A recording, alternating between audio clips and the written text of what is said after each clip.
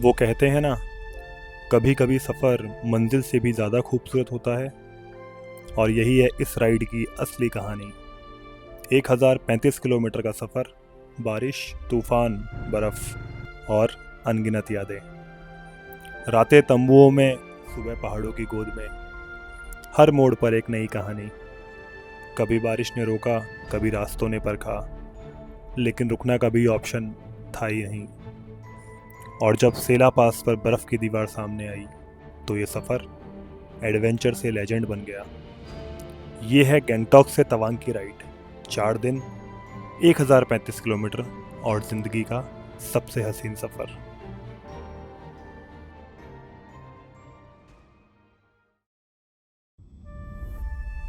कहते हैं ना, मंजिल से ज़्यादा खूबसूरत होता है सफ़र। और शायद यही हमारी कहानी भी है। सुबह की ताज़ी हवा, होटल से चेकआउट, सामान बाइक पर सजा और हमने रुक किया अपनी मंजिल की ओर। पहले सोच थी गुवाहाटी जाने की, लेकिन जैसे जैसे पहाड़ों की राह खुलती गई, वैसे वैसे सफ़र ने अपना रास्ता खुद तय किया। और तभी महसूस हुआ, मंजिल अब गुवाहाटी नहीं बल्कि तवांग है।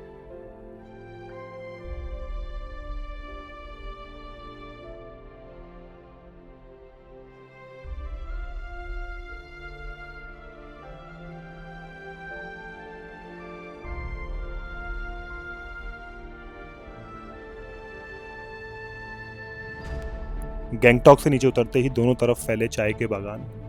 ऐसे लग रहे थे मानो रास्ते को दुल्हन की तरह सजा दिया हो। वो नज़ारा इतना हसीन था कि हमसे बिना रुके रहा नहीं गया।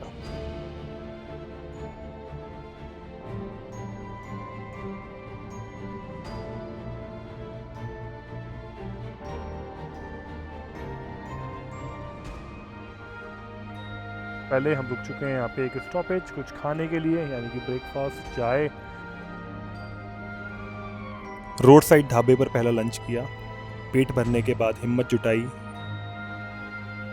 कॉफ़ी का सहारा लिया और फिर चल पड़ दिए आगे, लंबे सफ़र की ओर।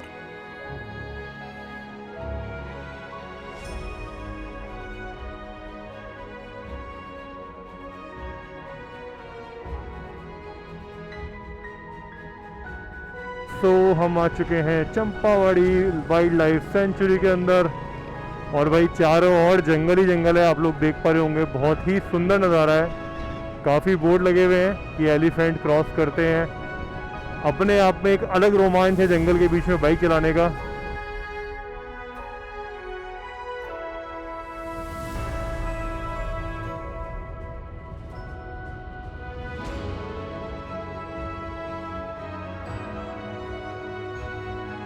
यहाँ पे हम रुके थे हॉल्ट लेने के लिए, जो कि ऑन द वे है।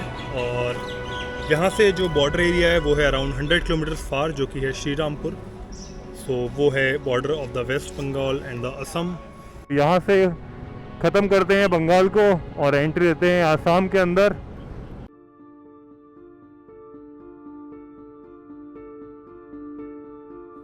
दिन ढलने लगा था। वेस्ट बंगाल पीछे छूट चुका था और अब हम आसाम की हरी भरी वादियों में दाखिल हो चुके थे।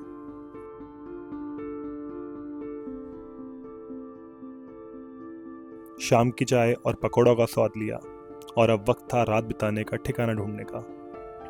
रास्ते में एक रोड साइड होटल मिला, जो कि होटल कम और पार्टी प्लेस थोड़ा ज़्यादा लग रहा था। ऑनर से बात हुई तो उन्होंने मुस्कुराते हुए कहा, डिनर करना होगा तभी कैंपिंग अलाउड है। हमने भी हंसते हुए डील पक्की कर बैठे। होटल के पीछे फैला खुला मैदान,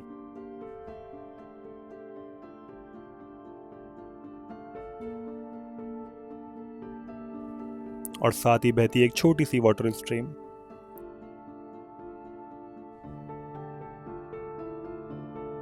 दिन भर की थकान मिटाने का इससे बेहतर तरीका भला और क्या हो सकता था।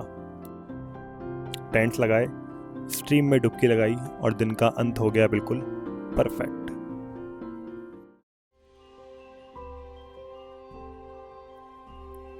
सुबह नींद टूटी तो तेज बारिश और आंधी के बीच बाइक जमीन पर गिरी पड़ी थी।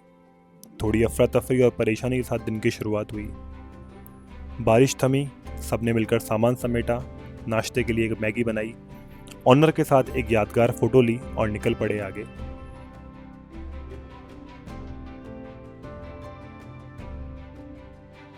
रास्ते में ताज़ा वाटरमेलन खाकर एनर्जी बूस्ट करी।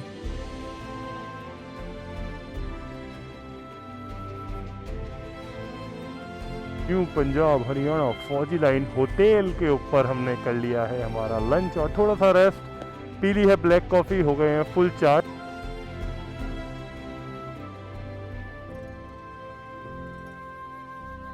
कभी गांव की सकड़ी गलियां, कभी ऑफ रोड पैचेस, हर जगह लोकल लोग हमें देखकर उतने ही मुस्कुराए जितनी खुशी हमें उन्हें देखकर हुई।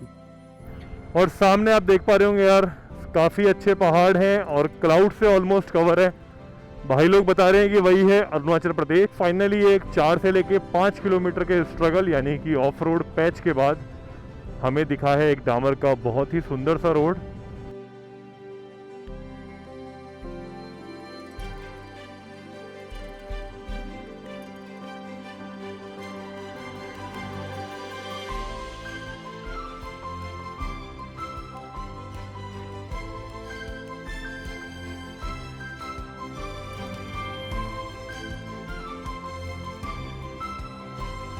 जो हमारा आज का स्टॉप होने वाला है उदालगुरी, जो कि है 62 किलोमीटर।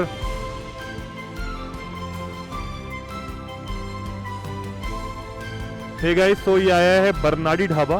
तो एक बार डेविड भाई और हम दोनों चेक करने जा रहे हैं। आप एक बार सामने का व्यू चेक करो यार, क्या पहाड़ियाँ लग रही है।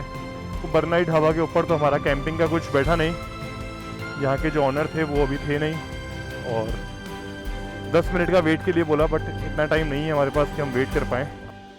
शाम तक उदलगिरी पहुंचे।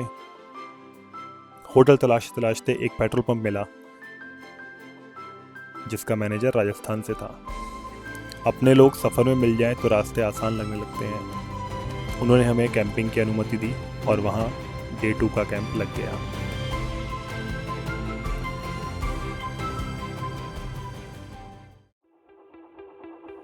सुबह उठ के हम चल दिए दोबारा हमारे सफ़र की ओर।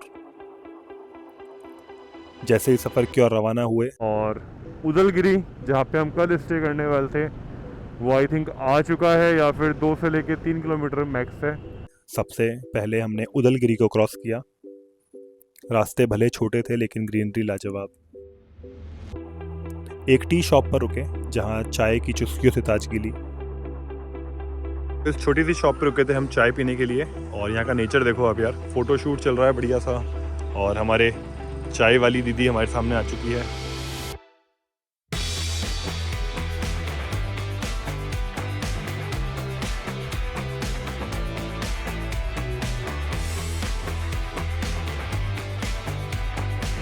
तभी एक बोर्ड दिखा, भूटान बॉर्डर, 1/2 किलोमीटर। कुछ फोटोज खींचे और आगे बढ़े अपने असली मंजिल अरुणाचल की ओर। हम हैं अभी आसाम में, और जो सामने आप देख रहे हो पुलिस की चेक पोस्ट बनी हुई है, ये है अरुणाचल प्रदेश। बहुत ही प्यारा नज़ारा है। आप देखो नदी का एक बार हल्का सा, यानी कि ये बस ये थैंक्स लिखा रहा है, यहीं तक आसाम है, और यहाँ से ये हम एंटर हो गए हैं अरुणाचल प्रदेश के अंदर।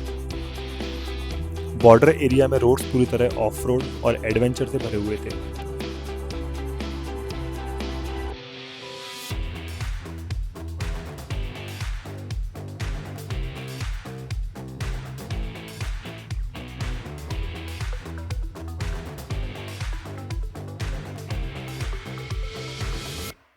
फिर आया एक चेक पोस्ट जहां ILP इनर लाइन परमिट बनवाना जरूरी था, और जो हमारे को पास चाहिए था फॉर एंटरिंग इन अरुणाचल वो हमने बना लिया है फ्रॉम दी ILP ऑफिस।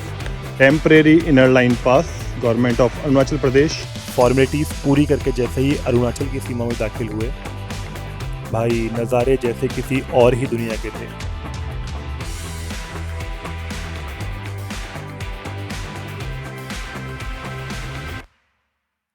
ऊंचे ऊंचे पहाड़, एक्सट्रीम ग्रीनरी और सुनसान रोड्स। ऐसा लग रहा था जैसे नेचर ने पूरा रास्ता सिर्फ हमारे लिए खोला हो।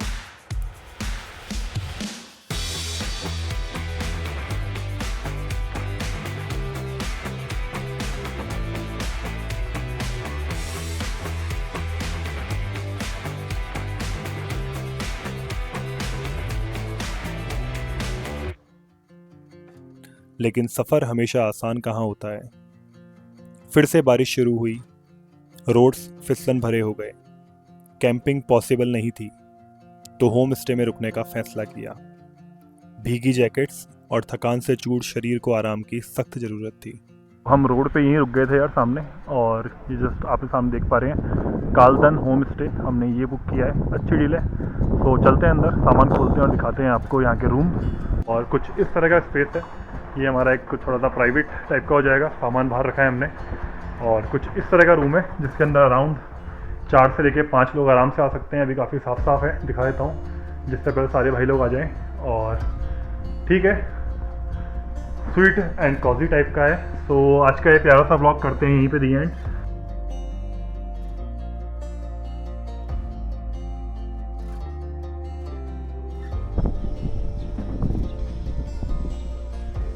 और तवांग की ओर जा रहे हैं अभी हम, जो कि यहाँ से अराउंड 130 किलोमीटर और बचा हुआ है। सुबह निकले साफ आसमान के साथ, लेकिन जैसे जैसे ऊंचाई बढ़ी मौसम पलट गया।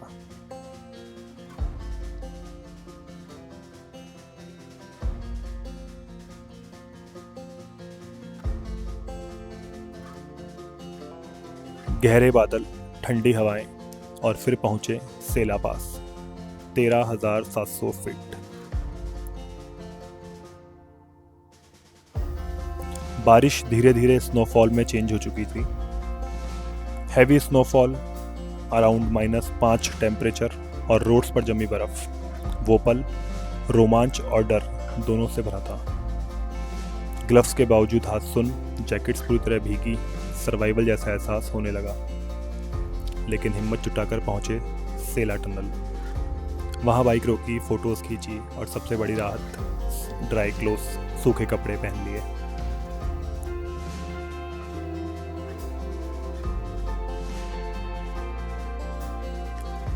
टनल क्रॉस करते ही सामने बोर्ड दिखा, आई लव तवांग। स्नोफॉल धीरे धीरे फिर से बारिश में बदल चुका था। चाय, मैगी और बिस्किट के साथ थकान मिटाई और फिर आखिरकार चाय बिस्कुट खा के बहुत ज़्यादा मेरी एनर्जी लव मैंने रवि के मांग ली उधार, क्योंकि मेरे काफ़ी एक्सट्रीम चीज़ें हो चुके थे।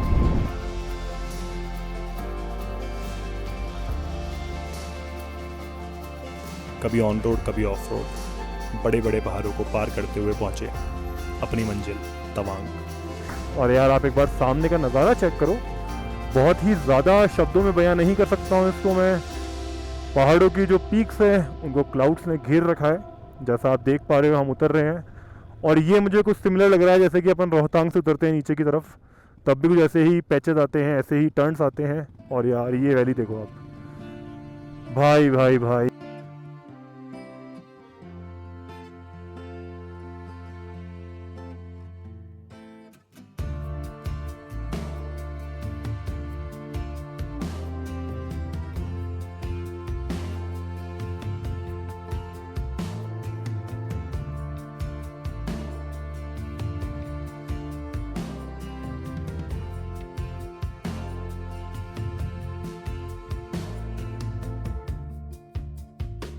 शहर में एंट्री करते ही पहला काम था बजटेड स्टे ढूंढना। थोड़ी कोशिशों के बाद एक परफेक्ट जगह मिल गई। यहीं से शुरू हुआ एक नया चैप्टर, अगले 4-5 दिन तवांग और उसकी खूबसूरती को एक्सप्लोर करने का। और इस तरह 1035 किलोमीटर का ये सफ़र गैंगटॉक से तवांग 4 दिनों में पूरा हुआ। और इस सफ़र ने हमें एक बार फिर सिखाया, मंजिल चाहे कितनी भी खूबसूरत क्यों ना हो, असली मज़ा तो रास्तों में ही छुपा होता है। यही बड़ी सी बालकनी है, काफ़ी अच्छा वाइट सब कुछ थीम बेस पे बनाया हुआ है। सो यहाँ से एंटर होंगे। हमने लिया है लास्ट वाला रूम, जो रूम है कुछ इस तरह का, थोड़ा साफ़ है अभी, बट हम पहुँच चुके हैं, सो मे बी गंदगी जल्दी हो जाएगी। टीवी वगैरह सब कुछ है। और सबसे पहले टेंट छोड़ते हैं साइड के अंदर और आपको दिखाते हैं कि यहाँ से जो बालकनी का व्यू है वो कैसा है। तो ये रूम से बाहर निकले, ये सामने पूरा तवांग शहर है, कम्प्लीटली क्लाउड्स, सारे माउंटेन्स दिख रहे हैं, पीक्स दिख रहे हैं। मेरी जैकेट मैंने डाल दी है क्योंकि स्नोफॉल वाले टाइम के ऊपर काफ़ी गिली हो गई थी। मेरी बाइकर जैकेट भी यहाँ पे आ चुकी है अंदर, जो पहनता हूँ लाइनर में। और तवांग शहर है, कुछ ब्यूटीफुल से नज़ारे। सब भाई लोग नीचे पहुँच चुके हैं। तो आज का प्यारा सा ब्लॉग करते हैं यहीं पे दिए हैं। और कल आपको मिलते हैं एक नए ट्रिप नए एडवेंचर के साथ। Time take care.